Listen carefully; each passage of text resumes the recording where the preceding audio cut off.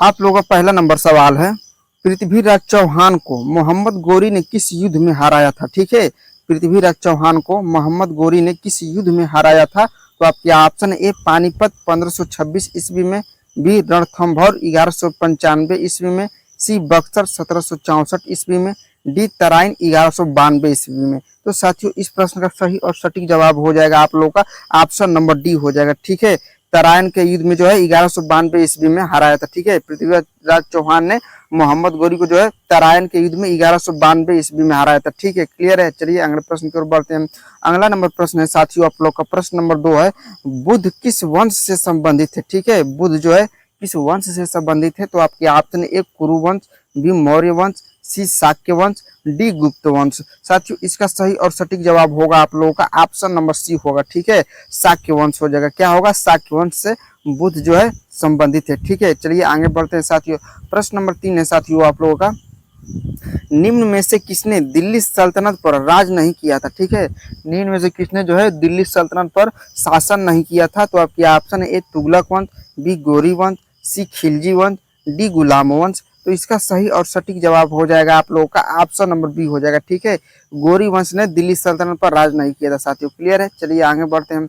अगला नंबर प्रश्न होगा साथियों आप लोग का, प्रश्न नंबर 4 होगा, प्रसिद्ध फारसी त्योहार नवरोज का प्रवर्तन किसने किया? ठीक है, प्रसिद्ध फारसी त्योहार जो है नवरोज का प्रवर्तन किसने किया था? तो आपके option A Balban, B Iltutmish, C Qutubuddin Aibak, D Firoz Tughlaq. तो साथियों इस प्रश्न का सही और सटीक जानने से पहले मैं आप लोगों से निवेदन करना चाहूंगा, यदि आप भी हमारे चैनल पर पहली बार आए हैं और चैनल को सब्सक्राइब नहीं किए हैं तो चैनल को जरूर सब्सक्राइब कर लीजिए, क्योंकि इस चैनल पर आप लोग को ऐसे ही रोजाना वीडियो देखने के लिए मिलेगा साथियों। ठीक है, यदि आप आरपीएफ कांस्टेबल एसआई भर्ती की तैयारी करते हैं तो इन सभी प्रश्नों को आप लोग अच्छे ढंग से जरूर याद कर लीजिएगा। ठीक है, क्योंकि ये सारे क्वेश्चन जो है पिछले भर्तियों में इन सारे प्रश्न जो है पूछे गए थे। ठीक है, तो चलिए इसका सही और सटीक जवाब जानते हैं साथियों। साथियों इसका सही जवाब होगा आप लोगों का ऑप्शन नंबर ए हो जाएगा, बलबन। ठीक है, प्रसिद्ध जो है फारसी नवरोज का प्रवर्तन जो है बलबन ने किया था। ठीक है साथियों, क्लियर है। चलिए आगे बढ़ते हैं।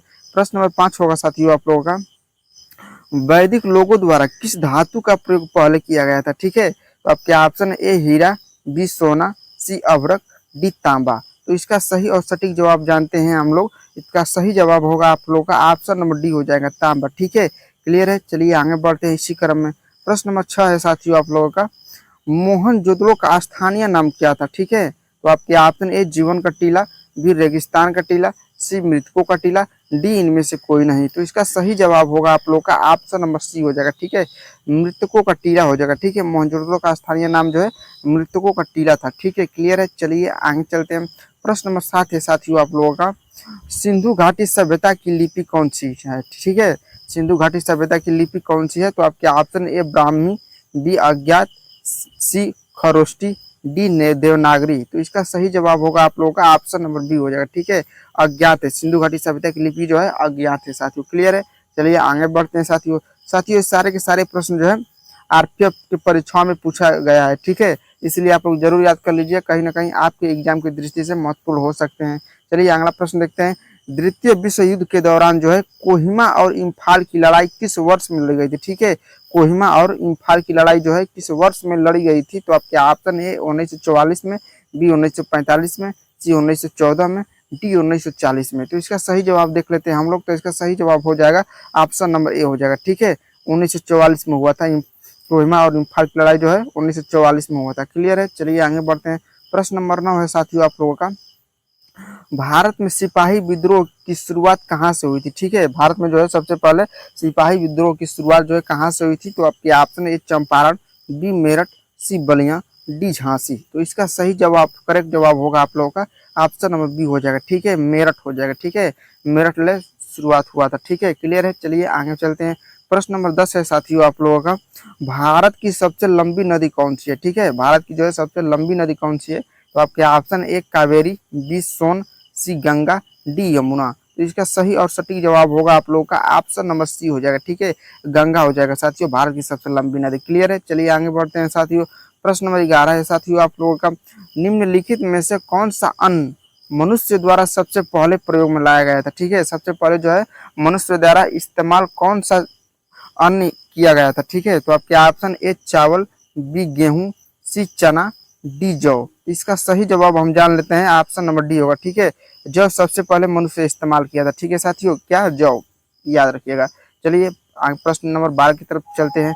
प्रश्न नंबर 12 है, दिल्ली सल्तनत का राज्य काल कब समाप्त हुआ? ठीक है, दिल्ली सल्तनत का राज्य काल जो है कब समाप्त हुआ था? तो आपके ऑप्शन ए 1526 में, बी 1600 में, सी 1814 में, डी 1907 में। तो इसका सही जवाब होगा साथियों आप लोगों का ऑप्शन नंबर ए हो जाएगा। ठीक है, 1526 में। क्या हो जाएगा? 1526 में। चलिए आगे बढ़ते हैं।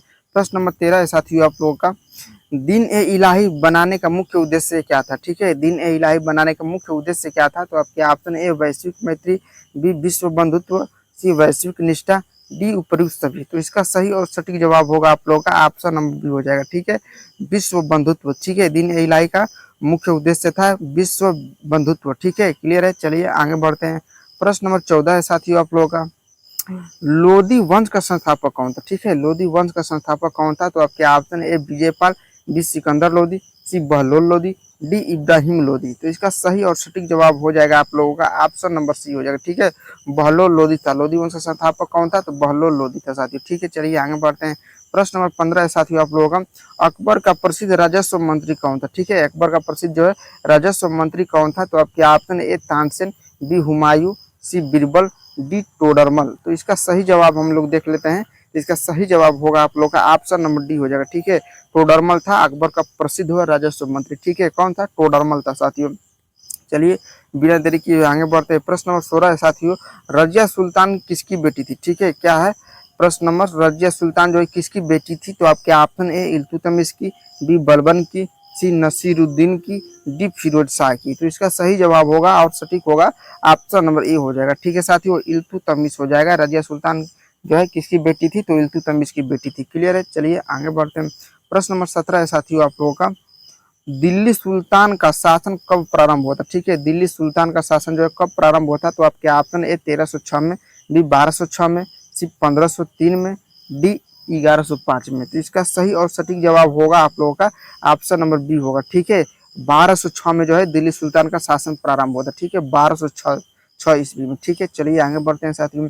प्रश्न नंबर 18 है साथियों आप लोगों का, हल्दी घाटी का युद्ध किसके किसके बीच लड़ी गई थी? ठीक है, हल्दी घाटी की युद्ध जो है किसके किसके बीच लड़ी गई थी? तो आपके ऑप्शन ए अकबर और उदय सिंह के बीच, बी बाबर और अकबर के बीच, सी अकबर और महाराणा प्रताप के बीच, डी अकबर और उदय सिंह के बीच। साथियों इसका सही जवाब होगा आप लोगों का ऑप्शन नंबर सी नंबर हो जाएगा। ठीक है, अकबर और महाराणा प्रताप के बीच हुआ था हल्दी घाटी का युद्ध। ठीक है, क्लियर है।